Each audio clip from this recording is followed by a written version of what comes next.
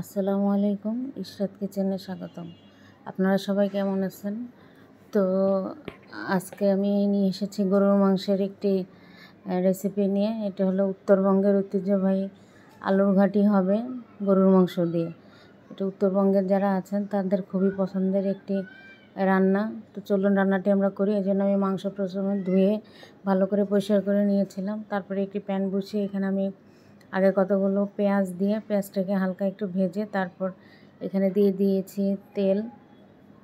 সরষের তেল দেওয়ার পরে পেঁয়াজটাকে একটু ভেজে তারপর এখানে আমি দিয়ে দিয়েছি সব গরম মশলা আর দিয়েছি আদা থেতলো করে দিলে এখানে তরকারির স্বাদটা অনেক বাড়িয়ে দেয়। আলু ঘাটিতে অবশ্যই আপনারা চেষ্টা করবেন আদাটা থেতলা করে দেওয়ার জন্য। তারপর আমি এখানে হলুদ গুঁড়া, মরিচ গুঁড়া দিয়ে আর ধনিয়া গুঁড়ো দিয়ে মশলাটাকে সামান্য একটু পানি দিয়ে কষিয়ে নিয়েছি। তারপর এখানে আমি দিয়ে দিলাম এখন আদা রসুন আর জিরার পেস্ট 1 চামচ করে। তো দিয়ে তারপর মশলাটাকে একটু ভাজা ভাজা করে এখানে আমি দিয়ে দিলাম একটি টমেটোটা দেওয়ার পর মশলাটা যেন পুড়ে না যায় এই জন্য আমি এখানে দিয়ে দিয়েছি সামান্য পরিমাণে পানি। তো পানিটা দেওয়ার পর দেখেন আমি মশলাটাকে ভালো করে কষাচ্ছি।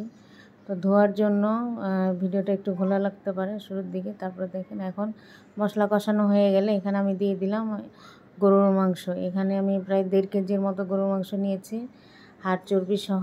মাংসটাকে এখন একটু ভালো করে নাড়াচাড়া করে মশলার সাথে দিয়ে দিব লবণ।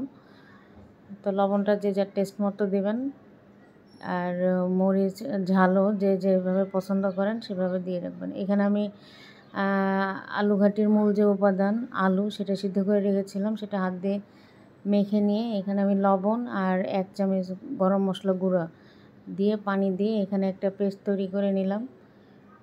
তারপর এখানে যে মাংস কষাতে দিয়েছিলাম এই মাংসটা আমি আবার একটু নেড়ে চেড়ে দিচ্ছি ঢাকনাটা উঠে। তো মাংসটা ভালো করে কষাতে হবে সময় নিয়ে, ধীরে ধীরে। চুলাটা মিডিয়াম আঁচে রাখবেন। তারপরে দেখেন ঢাকনা দিয়ে কতক্ষণ কষানোর পরে এখানে আমার পানিটা শুকিয়ে এসেছে।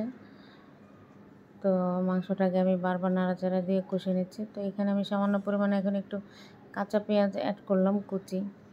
তো এই সময় একটু কাঁচা পেঁয়াজ দিলে গ্রেভিটা একটু সুন্দর হয়, মাংসটা খেতেও স্বাদ লাগে।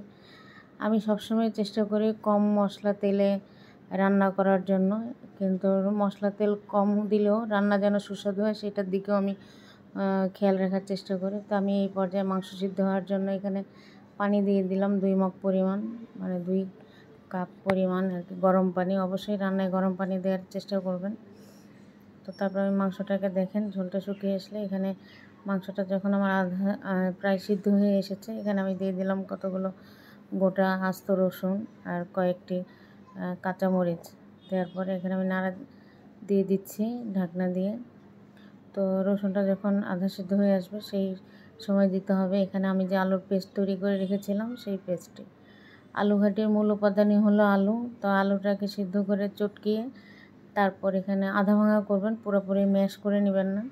তারপরে এখানে আমি মাংসের সাথে এটা কষিয়ে নিচ্ছি। কষাতে কষাতে দেখেন ভালো আমি রান্না করার সময় ভালো ফ্লেভার পেয়েছি, আপনাদেরকে যদি নিতে পারতাম। তো এই পর্যায়ে আমি এখন দিয়ে দিলাম 2 চামচ লবণ। আমার তরকারিতে লবণের পরিমাণ কম হয়েছিল, তো আমি এখানে লবণ দিয়ে তো এখন আমি এখানে ঝোলের পানিটা দিব। ঝোলের পানিটা দিয়ে মানে যে যতটুকু ঝোল রাখতে চান সেই হিসেবে ঝোলের পানিটা দিবেন। তো আলুর তরকারিতে, সিদ্ধ আলুর তরকারিতে কিন্তু ঝোলটা একটু বেশি রাখতে হয়, কারণ ঠান্ডা হয়ে গেলে তরকারিটা একটু থকথকে হয়ে আসে। তো আলু ঘাটিতে ঝোলটা একটু বেশি রাখতে হয়। তো এখানে আমি এখন দিয়ে দিলাম জিরা গুঁড়া, ভেজেটা রেখেছিলাম আমি।